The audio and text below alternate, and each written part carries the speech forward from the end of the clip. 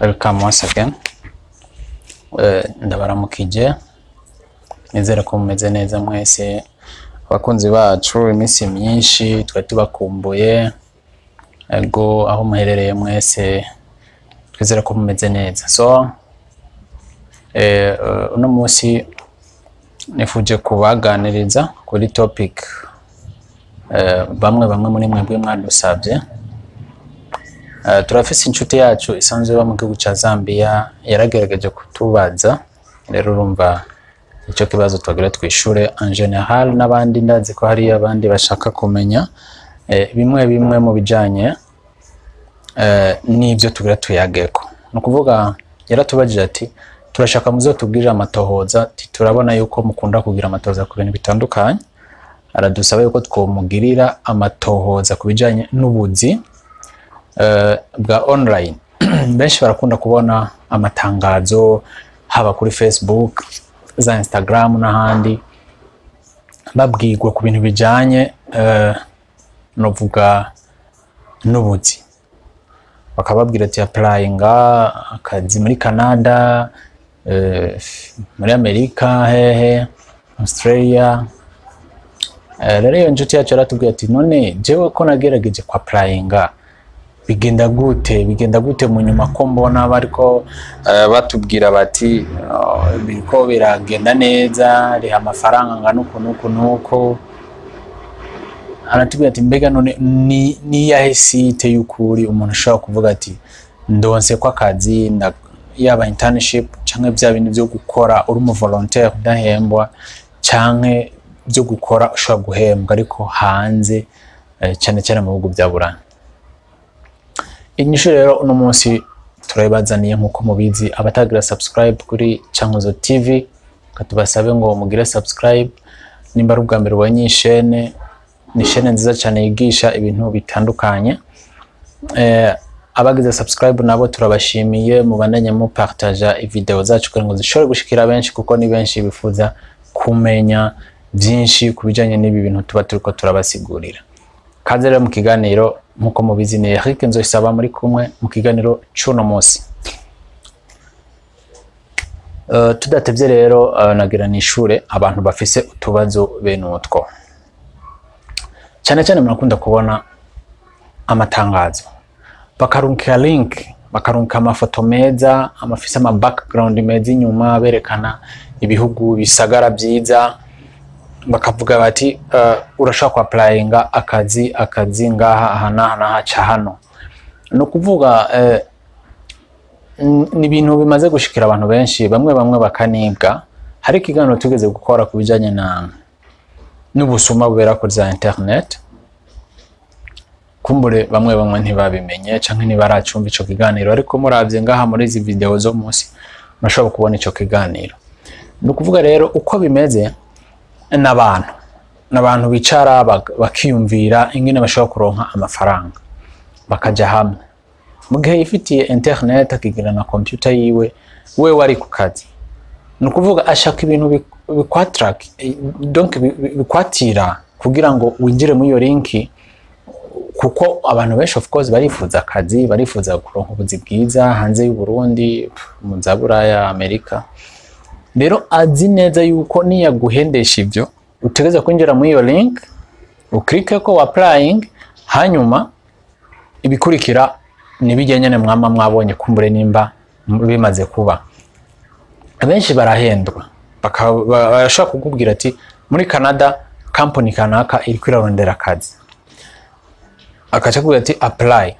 Sasa wewe akakubwira ati gende mu agent, kumbure bantumye abakozi iki niki ibintu nk'ivyo, ukapplyinga, hanyuma mu nyuma arakubwira ati kugira ngo tugire do processing visa yiwawe, kugira ngo tukuronderere work permit, rujya ruhusha kwemera gukora, uriha amafaranga yana.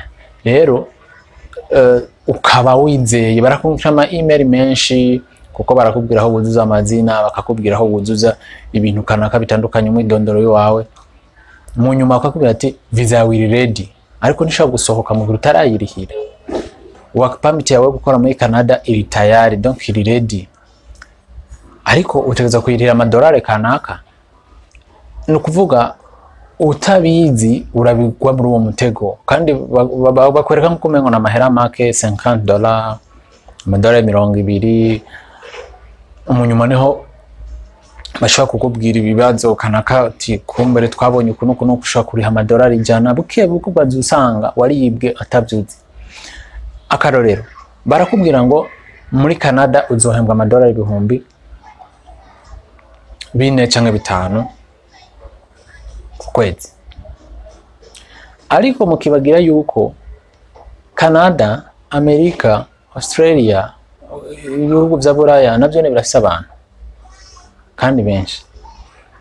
Nagira ngo mbwire yuko mbega ni gute umunyakanada company yiwe yoshaka koza gukora, kuko mfite nibihugu bifise amategeko. So kuvuga ngo uzanye umunyafrika umuhemba amahera wiyumviriye makeyi kuko ari umunyafrika, no n'amategeko. Hari amategeko y'akazi atuma abantu bahembwa ku rugero rungana, yaba umunyafrika yaba umuzungu yaba umuki, urugero rungana ariko bivanye n'ubumenyi kandi bw'umuntu of course. Rero nagiye mu kuko cyane ikibazo yavuze ati je kenshi ndakunda kubona n'ubusuma, ariko nizahe website z'ukuri umuntu ashaka kurondera kwa akazi. Inyishu rero je numva ukuntu twagerageje gutohoza tukaraba, nta website nimwe wovuga ngo itanga ubuzi muri Canada ihari. Bajya abantu bumva ngo nabaja ngo bageje kurondera abantu ngo baza gukorayo bijye bwose n'ubusuma, nta kintu na kimwe kiba. Bakavuga ngo turatanga ama visa yo kuja muri Canada, immigration visa zo kuja muri Canada kuba ibyo byose n'ububeshi. Ntihagira umuntu asura kwibwa uduhera twiwe bamuhenda ngo agiye mu Buraya agiye mu Canada gukorayo, ntibibaho. Hariya barafise abakozi bakwiye, bafise n'abakozi bize babyigiye. Ni gute bavuga ngo tuze tukurondera abantu muri Afrika? Ibyo rero sivyo, ntihagira umuntu asura kugwa muri uwo mutego. Ibyo kuvuga nabyo ngo muronke website z'ukuri zo kurondera kubuzi online, ibyo onye ntibishoboka. Abivuza gusa gukora internship jobs, burya buzi bwo gukora voluntarily bivana na ONG cyangwa NGO mushaka gukorera. Mu gihe ushaka gukurikirana ibikorwa bya ONG kanaka, jya kuri site yabo, nimba ari IRC, nimba ari Médecins Sans Frontières, rondera iyo shirahamwe online, uje kuri site yabo uzura kurikirana amatangazo batanga. Mu gihe ushoboye kubona bariko barondera abakozi cyangwa bariko barondera abantu ushaka gukora voluntarily, ushaka ku applying, birashoboka. Ariko site itandukanye na site y'ukuri y'ONG ubushaka gukorera biba ari ibintu by'ububeshi, ntibishoboka. Rero abari babaje ico kibazo cyane inshuti yacu isanzwe ari muri Zambia, tutavuze amazina, nibaze ko bavyumvise, ntibibaho, ntibishoboka.